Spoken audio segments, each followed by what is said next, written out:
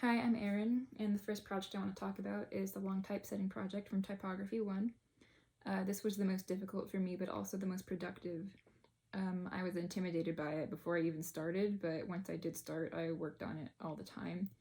I tried to give it a unique, simple feel, which can be a challenge for me because I tend to use an excessive amount of decoration, at least in first drafts. But I did end up simplifying the design down enough to where it wasn't so distracting and something the reader could actually enjoy and notice throughout the piece, although that was definitely tough for me. I really also struggled with the body typefaces and the spacing in and between paragraphs, but the amount of critique I received from my teacher and peers helped me a lot, and they were able to point out things that I might not have noticed or done anything about otherwise. I went through several changes and drafts before I actually felt good enough to turn it in.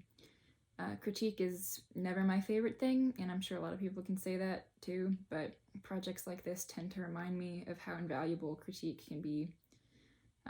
This project required me to use a lot of typography skills put together, like kerning and tracking, just to name a couple, and those are two that I definitely have issues with a lot. It forced me to use those things and make them work together to create a cohesive piece. So for Intro to Graphic Design, I think I experienced the most growth with the designer poster. And that's even between the two classes. I think this was the most valuable project for me this semester. It was also intimidating, but I was really excited for it, and I think that excitement helped me develop it. With the preliminary sketches, I didn't really have that much trouble coming up with ideas because I also really liked my designer, Buddy Esquire. The only challenging part of that was not, copying their design style and more referencing it, which I think I did a good job of in the end. The most challenging part was translating the hand-done sketches into the computer because they looked so different when they were digitized, and I had to play with the color or having no color at all. The breakthrough there was also with critique, like with the typography project. I'm really grateful for my classmates and teachers' critiques because they really helped me narrow down my design that stood out to everyone. It's kind of funny though, my friend, who's not a designer, picked the designs that my classmates actually didn't like as much. And that kind of led me to have two final posters. One of them was the more official final poster, which was a static, not moving one based on the ones my classmates liked, and then I made an animated poster, which was the one my friend liked. And that really got me interested in stop motion animation, which I didn't expect from this project of, just making a poster.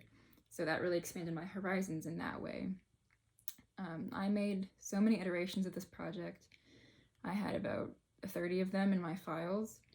Even if I just changed one little thing, there was a new poster, even though it looks so much like that other one. It's a new poster. This was the project where I learned the insane amount of work that can go into one 18 by 24 poster, but it really helped that I loved working on it. I was able to print it out, actually, and I love looking at it on my wall. So basically, I want to make things I'm already most interested in, as in the things that capture my attention the most. For me, that's stuff like decorative posters and book covers. I would incorporate a lot of typography along with my own illustrations, which I feel is a strength of mine. I've also gained an interest in stop motion animation, as I talked about, so I would probably make digital versions of posters, book covers, and other things into animated pieces. And that's where my interest lies right now. But I expect and hope that those interests will grow as I grow as a designer. And I know that I'm not technically the best at what I'm doing right now, but I also just started, and I know I have a lot of room to grow. And I personally think that's a good thing. I think I grew this semester. I don't really want to ever reach a point where I'm the best. I want to keep getting better and grow with each piece. Thank you.